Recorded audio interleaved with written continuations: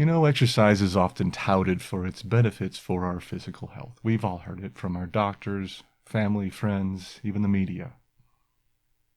But what about for anxiety? Does exercise help us? Does it really help us with our anxiety? And if so, what type of exercise is best? And how do I stay motivated to keep on course? We're going to tackle those questions in today's video. Stay tuned.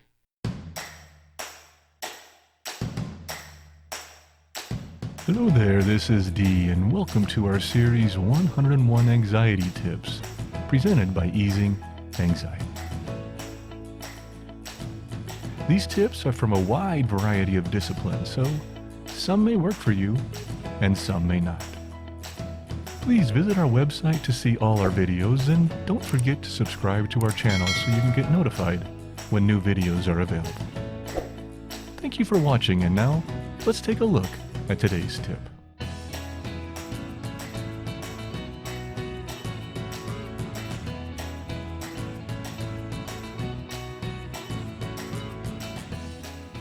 Well, welcome to our second video on 101 Anxiety Tips. This one is on exercise, and I hope you enjoy it. Let's dive into our first question.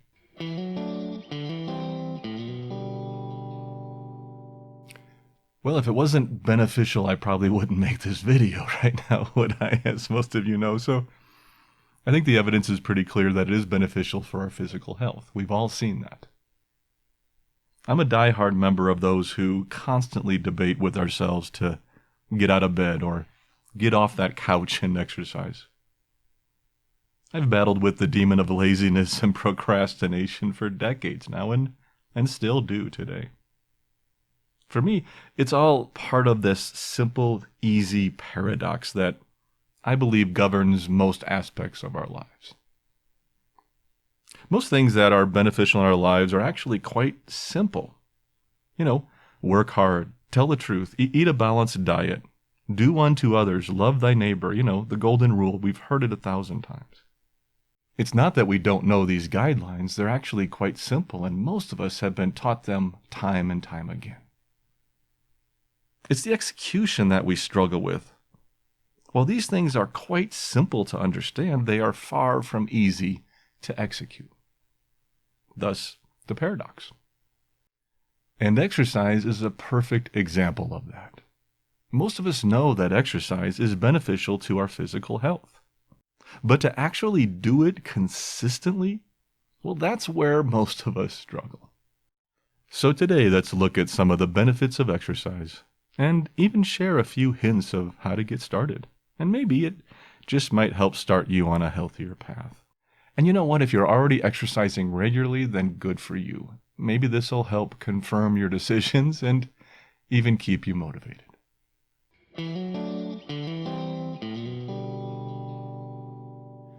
As I mentioned in the opening, the physical benefits of exercise are pretty well known. According to the U.S. Department of Health and Human Services report on physical activity, regular exercise significantly reduced causes of mortality by up to 30% for men and women. These benefits are consistent across all age groups and racial ethnic categories. But the question was about mental health. And I want to touch on physiology here just one more second because it's important when we think about mental health and its benefits from exercise. You see, exercise helps our cardiovascular system, which means that it helps to improve the transportation of oxygen through the blood to different parts of our body, including to our brain. And more oxygen in our brain improves our cognitive function and helps us feel better. Depression and anxiety are often very closely tied. And when I was writing my book, I came across a real interesting study from 2000 about depression and exercise. This study evaluated 3 groups of patients. The first group treated their major depression with medication only. The second group treated it with exercise only. And the third treated it with a combination. All groups showed similar improvement early on, but when tested 6 months later, the results were startling. The medication-only group had a 38% relapse rate back into depression. The combination group of meditation and exercise had a 31% relapse rate. But the exercise-only group had a 9% relapse rate.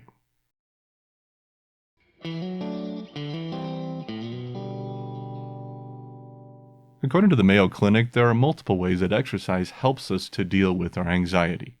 Here are 5 that they mentioned on their website. 1. Exercise releases endorphins. Endorphins are those feel-good chemicals in your brain. Not only do they help you lift your mood, but they also can enhance your general sense of well-being. Number 2, exercise takes your mind off your worries, even if just for a little while. Most of us who suffer from anxiety know that obsessive cycle of negative, looping thoughts. They can be incessant and can ruin one's life if we let them. Exercise can help break that cycle by giving us something else to do and to focus on.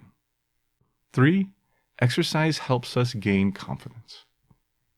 If you want to get more exercise, perhaps start by setting goals for yourself. Reasonable, achievable goals. Start small. As you achieve your goals, as small as they may be, you will still get a sense of satisfaction, one you can build on. And this will help to increase your confidence, self-esteem, and sense of control in the world. Number 4, exercise can help provide social interaction. Physical activity is an amazing way to socialize. Sports are very social activities and allow us to be part of a team.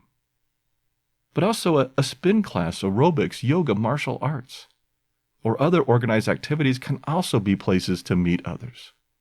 While these may have been limited by COVID, many are still online and easily accessible. Number 5, exercise helps us to cope with our anxiety in a healthy way. Doing something, anything, rather than sitting around hoping our anxiety will go away on its own, helps us feel productive. And it sure beats doing something unproductive like drinking too much, over-medicating, or numbing ourselves with social media, video games, TV, or other distractions. Doing something positive to help you help yourself can help you cope with your anxiety.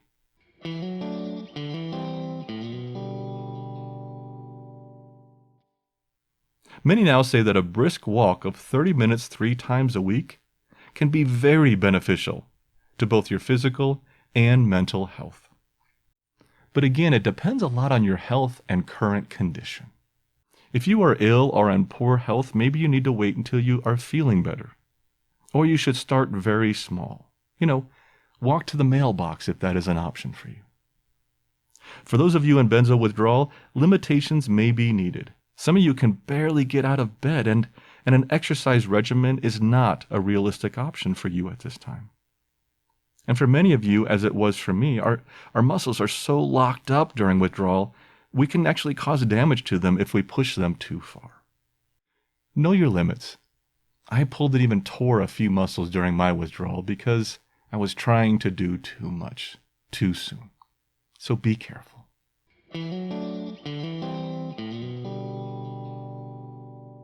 That depends entirely on the person. If you're a triathlete, an MMA fighter, a world-class gymnast or a tennis or soccer player, then your exercise regime is going to be completely different than the average person. You need more exercise. You might be more driven to get more exercise. But if you're a 24/7 couch potato, like some of us, then we need a different program. The truth is, it doesn't take a lot. A 30-minute brisk walk every day can do wonders.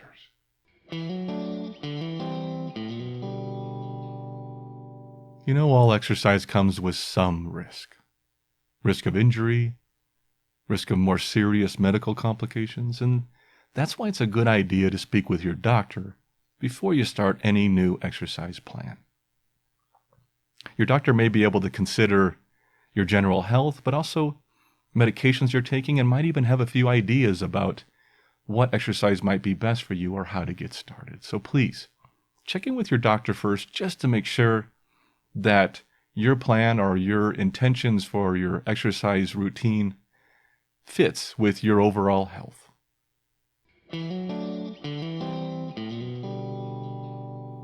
Thankfully, this one is easy too. It's a real simple answer. Do something you enjoy. Find an exercise that you enjoy doing. If you're more social, then join a team or join a class. Go somewhere where other people are that you can interact with while you're exercising. Have an exercise buddy who can, help motivate you and you can help motivate him or her.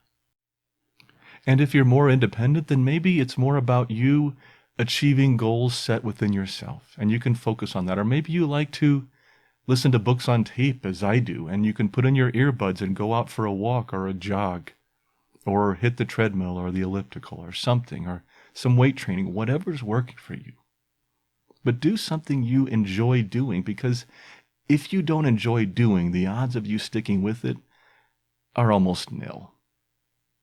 You need to find some enjoyment out of the exercise that you're partaking in, because something you do every day or 3 times a week, you're not going to keep doing if there isn't some enjoyment in it. And remember to listen to your body. Don't push it too hard or too fast. Start small. Stretch before and after. And most of all, enjoy what you're doing.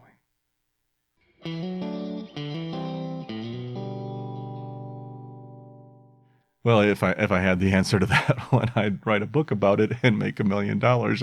I can't tell you how to always be motivated to exercise. The website WebMD has listed 10 ways to boost your exercise motivation on their website. Here are just a few of them. 1. Lighten up your goals. Again, and it's an ongoing theme here, keep it simple. Start small and let the sense of accomplishment help keep you going. 2. Track your progress. I have a diet app that I use sometimes, and I'm using it right now, that tracks both the calories from food and from exercise. And I love food, and so if I want to be able to eat a little more, then I have to go exercise more, and it helps to motivate me to get out to go get more exercise. 3. Focus on yourself. Focus on your progress. Compare yourself to yourself if you're going to do any comparison at all.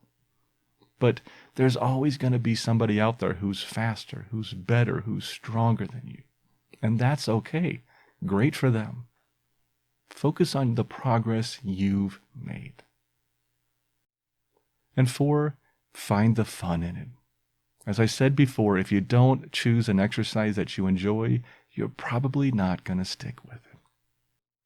And that's just 4 of the 10 suggestions that were in this article. If you want to learn more, please check out a link to the article in the description for this video. And that wraps up our video on anxiety and exercise. Please see the description for links to all the different articles we referenced. And visit our website at easinganxiety.com for a complete list of the videos we've produced. Remember, our bodies are meant to be mobile. Get up, get outside, and get some exercise. You might be surprised. Take care of yourself, take care of those around you, and be at peace. I'll see you next time.